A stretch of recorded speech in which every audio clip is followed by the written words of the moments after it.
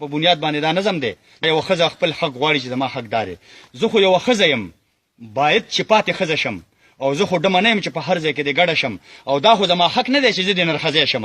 زه د اشتهار شم زه د لچه په هر ځای شم او دا خو زما حق نه دی چې زه د نمایش وکړم زه د پورووالی د سړي د هر خواهش وکړم او دغه زما حق نه دی سړو کې چې ورګډه شم دغه زما حق دی چې سړو نه زه په ډډه شم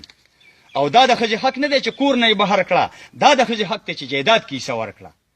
او څوک چې وایي داسې چې نه دا به نوکري کوي دا به هم دکان ته ځي هم کار به د پټي کوي او دا به د سړو سره هم یو شانې سیالي کوي نو تا چېرته لیدلي چې غواګانو یې وي کړي دي چا چېرته په میخو باندې هم ریړې راښکلي دي او داسې چې چا کړي نو چا ښه ورته ویلي دي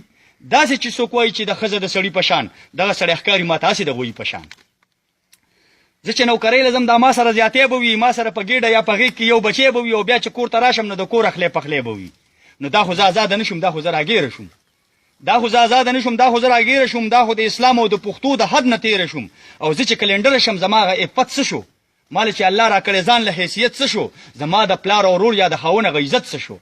ما نه چې ځان هیر شولو نو ځکه دومره سپکه شوم زه خو پاس اسمان وم او سپو د لاندې ځمکه شوم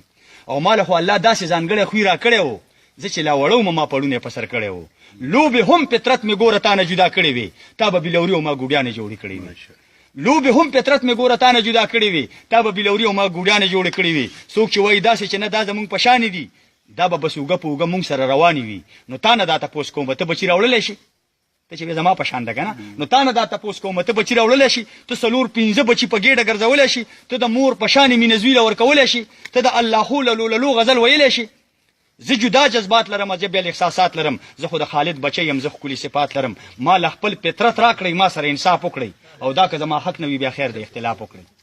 ما له خپل فطرت راکړئ ما سره انصاف وکړئ او دا که زما حق نه وي بیا خیر د اختلاف وکړئ زه په نمونه کې ښکلې زنانه لرم زه خو صدیقه لرم زه خو فاطمه لرم او نظم په یورپ پسې بیا خو به بربنډه شم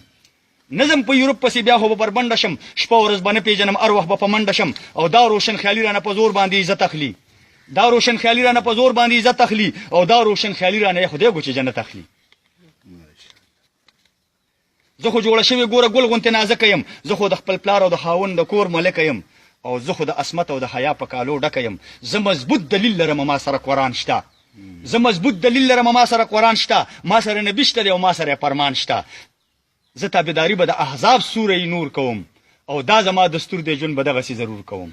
او ای شاعره تا خو ورله خپله برخه ورکړله